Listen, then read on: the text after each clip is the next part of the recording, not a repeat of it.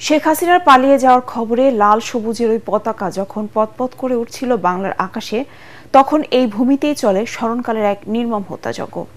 ৫ আগস্টের long March two Dhaka কর্মসূচিতে যখন জনস্রোত নামে, তখন রাজধানী ঢাকা, সাভার, গাজীপুর, যশোর সহ দেশের বিভিন্ন স্থানে নির্বিচারে মুক্তিকামী মানুষ হত্যা করে পুলিশ, বিজিবি, আনসার ও আওয়ামী লীগের নেতাকর্মীরা। এমনকি হত্যাকাণ্ডের চিহ্ন মুছে ফেলতে আশুলিয়ায় জুলাই যোদ্ধাদের মৃত আর নিস্তেজ দেহগুলোকে ভ্যানে তুলে পুড়িয়ে দেওয়ার মতো পৈশাচিকতায় কাঁদে প্রতিটি হৃদয়। ২৪-এর গণ অভ্যুত্থানের বিজয়ের মুহূর্তের সেই নির্মম হত্যাকাণ্ডের ইতিহাস তুলে ধরছেন আদ্দিন সজীব। বিজয়ের ক্ষণেও বারুদের তীব্র গন্ধ যাত্রাবাড়িতে। গুলি করতেছে, বাট এখন আর ভয় পাওয়ার সময় নেই। তার বিচার করো,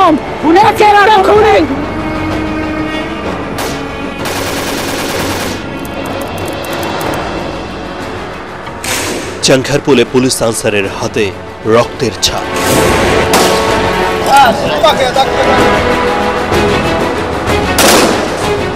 আশুলিয়ায় মরদেহ নিশ্চিহ্ন করতে নরপিশাচ হলো ওরা।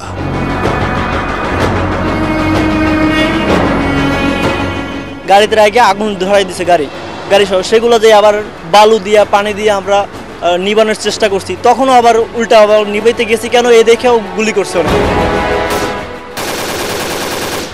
সাভারেও হিংস্র হয়ে ওঠে তারা, আর বিজিবি আনসার পুলিশের গুলিতে রক্তাক্ত হয়ে গাজীপুর। ৫ আগস্ট উচ্ছ্বসিত ছাত্র জনতার উপর এই বর্বর হামলায় রাজপথে রক্ত ঝরেছে কত কত মায়ের বুক খালি হয়ে আকাশ সমান শোক নামে, সে হিসেব আজও অজানাই।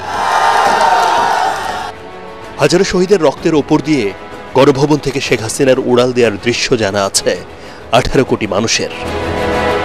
কিন্তু ৩৬ জুলাই বা ৫ আগস্টে আইনশৃঙ্খলা বাহিনী ও ক্ষমতাসীনদের সেই বিভীষিকার কথা চাপা পড়ে যায় গণ অভ্যুত্থানের চূড়ান্ত বিজয়ের ক্ষণে। তখন শেখ রেহানাকে নিয়ে হাসিনাও দেশের সীমানা পেরিয়ে ভারতের আকাশে। আর সেই সময়েও রক্তের নেশায় ডুবে থাকে স্বৈরাচারের অনুসারীরা। আদ্দিন সজীব, এটিএন বাংলা, ঢাকা।